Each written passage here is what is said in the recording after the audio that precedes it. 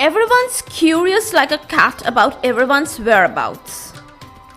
And then suddenly you come across a quotation by Mr. Hector Hugh Monroe, who says, "Addresses are given to us to conceal our whereabouts." Well, that is simply hilarious and I just can't help laughing about. Well, it would be a good thing that I don't keep my current whereabouts a secret.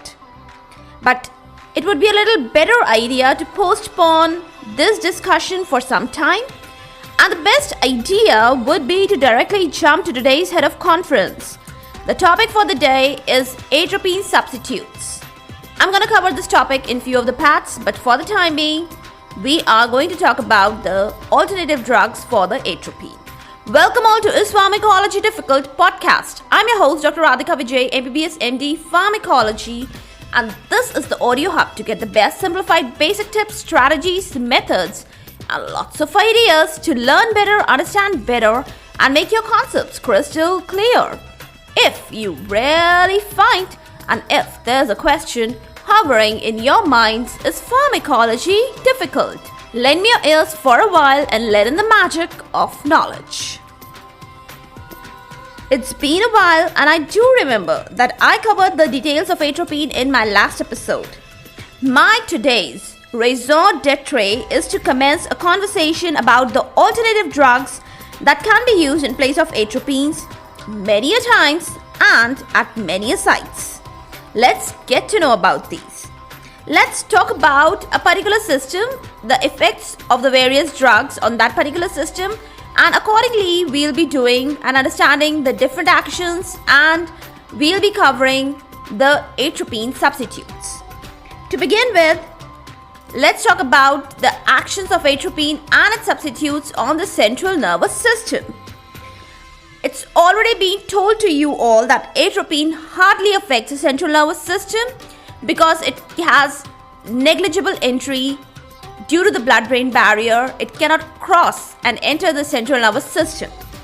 But the exception is in the higher doses where it can cause stimulation, and in the toxic, very high doses, it may turn to be lethal. The cause is generally the failure of respiration. Now it is the right time to talk about another drug. Yes, we are going to talk about an alternative drug of atropine. The first one in my list is scopolamine. Scopolamine can easily cross the blood-brain barrier. That's a difference from atropine. It shows its significant depressive effect on the central nervous system even in the low doses. Mark this. And some effects accountable in the therapeutic dose of scopolamine, they are amnesia, fatigue, the depression of the vomiting center. So it can also act and very well serve as an antiemetic drug. But in very high doses, excitement and agitation, they are very evident. The toxicity can be lethal, and the cause is generally coma and the failure of respiration. That is similar to atropine. Now let's quickly get to know about the different applications of atropine and the substitute drugs in the various pathologies of the central nervous system. The first one I want to talk about, that is the motion sickness. Now just understand. First you have to understand very nicely why does the motion sickness occurs.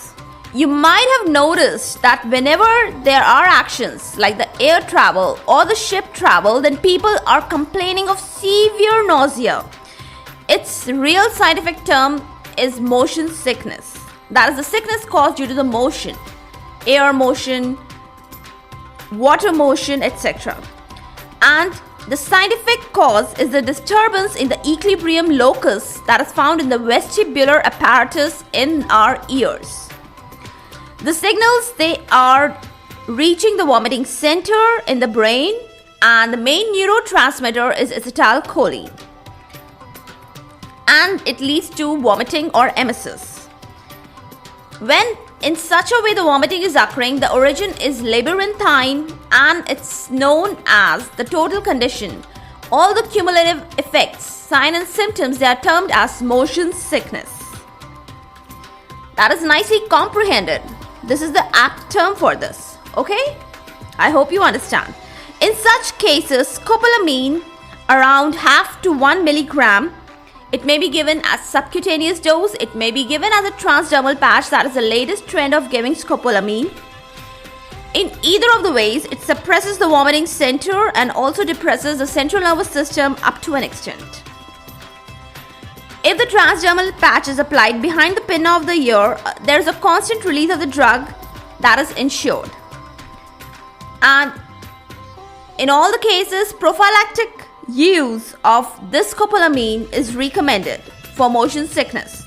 Why? Because once the sign and symptoms and the nausea and the vomiting, it spreads, it takes over, it is very difficult to alleviate this particular pathology by root cause.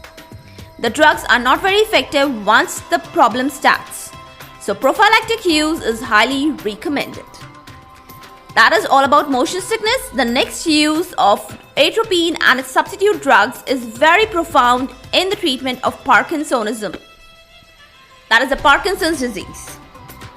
What actually happens in the Parkinsonism? There is a cholinergic excess. It may lead to tremors and rigidity.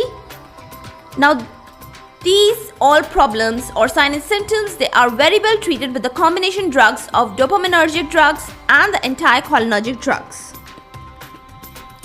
The anticholinergic or the antimuscarinic agents that are used in combination, they also benefit by curbing down the extrapyramidal side effects that are a very prominent side effect, a part and parcel of the antipsychotic treatment or the antipsychotic drug therapy. Now the question arises, what special antimuscarinic agents gonna be useful? Or you can use any antimuscarinic agent to curb down the extrapyramidal symptoms? No. Now there are specific special agents and their names are benztropine, another agent benzhexol, also known as trihexyphenidyl, and one more drug piperidine and procyclidine.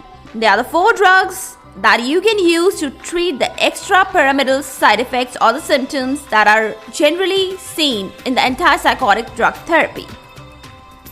And the dose, they ranges from 5 to 15 milligram, separate for each of the drugs. So that was the treatment and the benefits of the anticholinergic agents in the Parkinson's disease.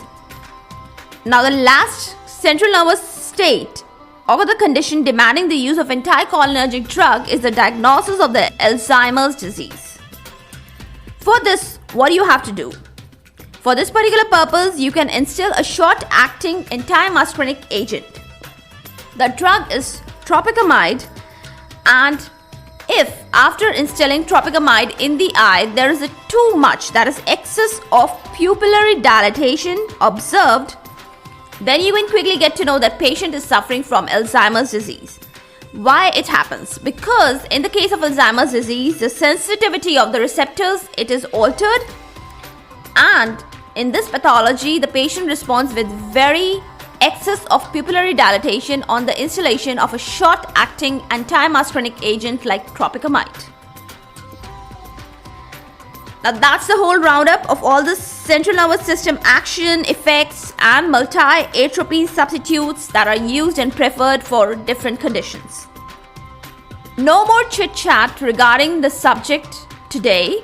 We'll be continuing this account of atropine substitutes and different uses of these atropine and the substitutes in a handful of episodes, maybe around 2 or 3 more. But at present, I want to jump to my whereabouts. A quick account of my current whereabouts. Well, I was extremely busy in completing and self-publishing my short story, Building Net Castles. That's a Doughty tale of digital presence of a girl called Olivia. If any one of you or you all reads short stories or you're interested or your friends or family members, they are interested, my book is currently available on Amazon and it is available for free as a part of a promotion program for 5 days. So my heartiest request and my expectation is do read it, review it and share it. No more news from my end. All the links for the book will be shared in the show notes. You can also find the links on different social media handles of mine, on my websites, on my YouTube channel, etc. I'll be giving the link of the book trailer also, which you would like to see and enjoy. For all the updates and latest episodes of my podcast, do visit www.ispharmacologydifficult.com, where you can also sign up for a free monthly e-newsletter of mine. It actually contains a lot of updates about medical sciences, drug information updates, and my podcast updates also. You can follow me on different social media handles like Twitter, Insta, Facebook, and LinkedIn.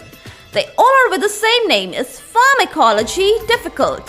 If you're listening for the first time, do subscribe and follow whatever platform you are consuming this episode. Stay tuned. Do rate and review on iTunes, Apple Podcast. Stay safe, stay happy, stay enlightened. Thank you.